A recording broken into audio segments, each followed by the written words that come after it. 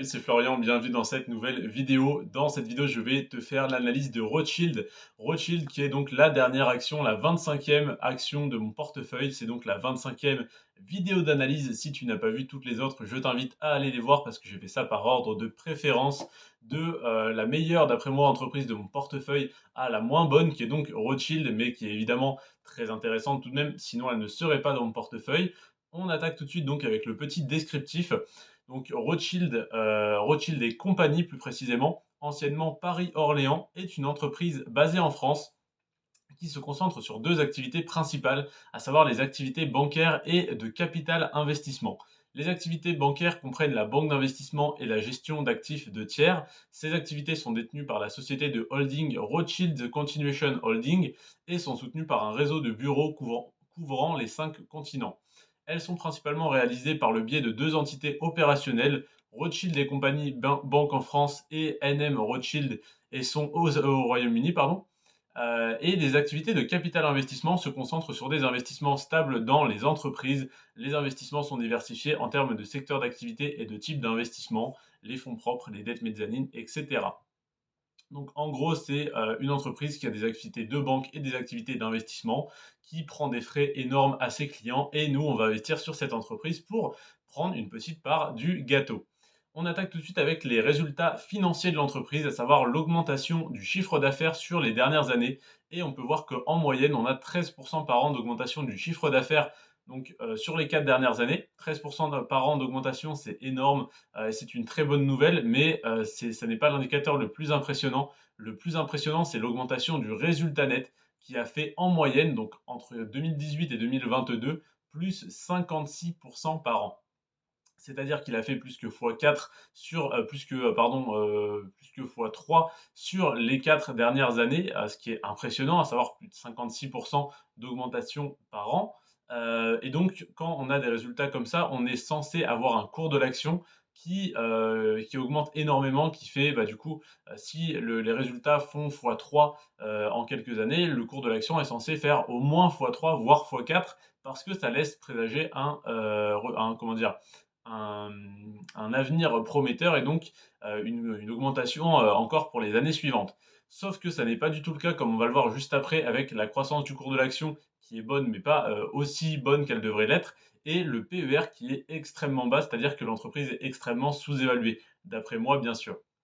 Mais avant tout ça, on va voir d'autres indicateurs d'analyse fondamentale, comme par exemple la marge nette qui est extrêmement élevée. C'est en partie pour ça que Rothschild réussit à augmenter son chiffre d'affaires de 13%, mais surtout son résultat net de 56%. Parce que la marge nette de Rothschild est de 26%. Ce qui n'est pas du tout étonnant étant donné leurs activités, donc la banque et l'investissement. Mais ce qui est un petit peu plus étonnant, c'est d'avoir un retour sur investissement des capitaux propres, donc un ROE aussi élevé parce qu'ils ont tout simplement un ROE de 28%. 28% de retour sur investissement donc des capitaux propres, c'est-à-dire de l'argent qu'ils ont de disponible, de leur cash disponible, c'est juste impressionnant.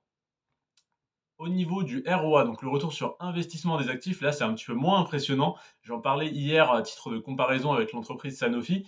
On a un retour sur investissement des actifs de 5, donc de 5%, ce qui n'est pas énorme mais qui n'est pas mauvais non plus. Par contre, c'est étonnamment peu, étant donné qu'on a si peu d'actifs. Je m'explique, on a un retour sur investissement des actifs de 5% pour Rothschild, mais également pour Sanofi, alors que Rothschild a seulement 16 milliards d'euros d'actifs et Sanofi en a 117 milliards. Donc voilà, et puis bon, c'est un petit peu faible, mais ça ne pose aucun souci, bien sûr. Ensuite, donc je te le disais, les actifs s'élèvent à 16 milliards d'euros, ce qui est pas très élevé, mais c'est entre guillemets normal parce que l'entreprise n'a pas besoin d'avoir énormément d'actifs pour pouvoir faire des activités de banque et d'investissement. Donc voilà. Ensuite, on a la croissance du cours de l'action. Donc, comme je te le disais, étant donné rien que la croissance qu'on a eue sur les 4 dernières années, le cours de l'action aurait dû au minimum tripler. Et ça n'est pas du tout le cas. On est à seulement 121%, et pas sur 4 ans, mais sur 10 ans. Donc 121% d'augmentation du cours de l'action, c'est de très bons résultats, mais pas du tout à la hauteur de l'augmentation du résultat net qu'on a eu sur ces 4 dernières années. D'autant plus que les 121% de croissance, comme je te le disais, c'est 121% sur 10 ans donc entre 2013 et 2021. Et comment ça se fait donc, eh bien, que, l'action, n'ait pas fait x3 alors que le, résultat net a fait x3 ne serait-ce que sur les 4 dernières années? Tout simplement parce que le PER est extrêmement bas et parce que l'action est sous-évaluée. Donc si le résultat net a pu autant augmenter et que le cours de l'action a bien augmenté, mais pas du tout suffisamment par rapport à l'augmentation qu'on a eue, du résultat net une fois de plus, eh bien, c'est parce que les investisseurs ne sont pas très avides, très avares de cette entreprise et donc le PER reste relativement bas, c'est-à-dire aux alentours de 5 actuellement. Qu'est-ce que ça veut dire? Ça veut dire donc que, c'est une très bonne opportunité évidemment d'après moi. Fais tes propres recherches, n'investis pas simplement parce que, j'ai vu un mec sur YouTube qui a dit que c'était intéressant. Renseigne-toi bien plus que ça, mais personnellement je trouve ça donc extrêmement intéressant. Ensuite, au niveau du dividende, ça n'est pas fameux. Ça fait seulement 1 an qu'il est versé sans interruption et donc 1 an qu'il n'a pas diminué.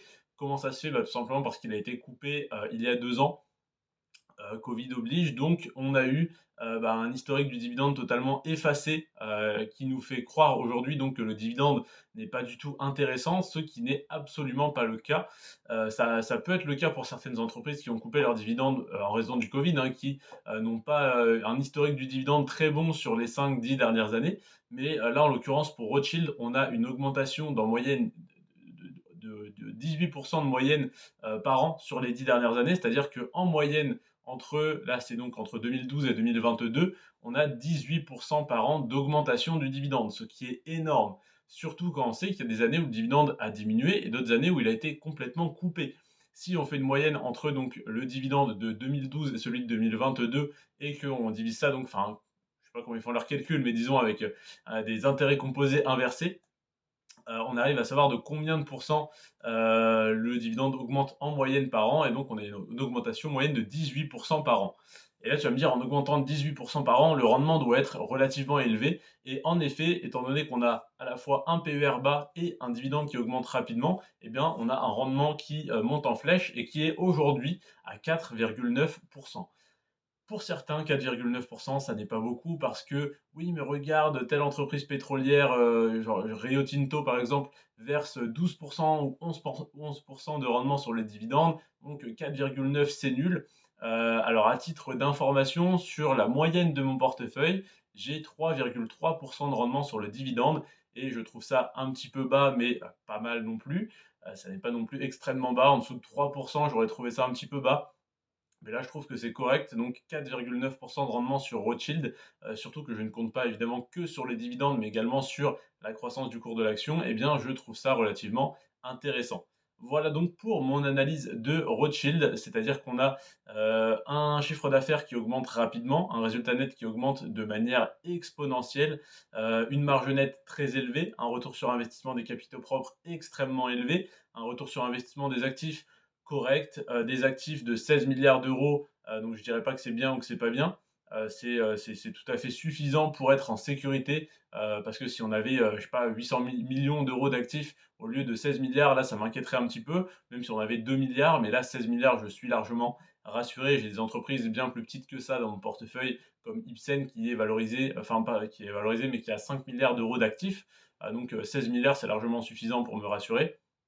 121 de croissance, c'est très bien, on est dans le vert sur 10 ans, mais ça pourrait être encore plus et c'est d'ailleurs très bien que ça ne soit pas beaucoup plus parce que ça emmène un PER bas et donc une action sous-évaluée et donc un rendement relativement élevé sur le dividende, plus un potentiel de croissance pour, bah, tout simplement si cette croissance qui n'a pas eu lieu est rattrapée sur les prochains mois et les prochaines années. Voilà donc pour l'analyse de Rothschild, qui était donc la 25e action de mon portefeuille et qui, comme tu le vois, est loin d'être inintéressante.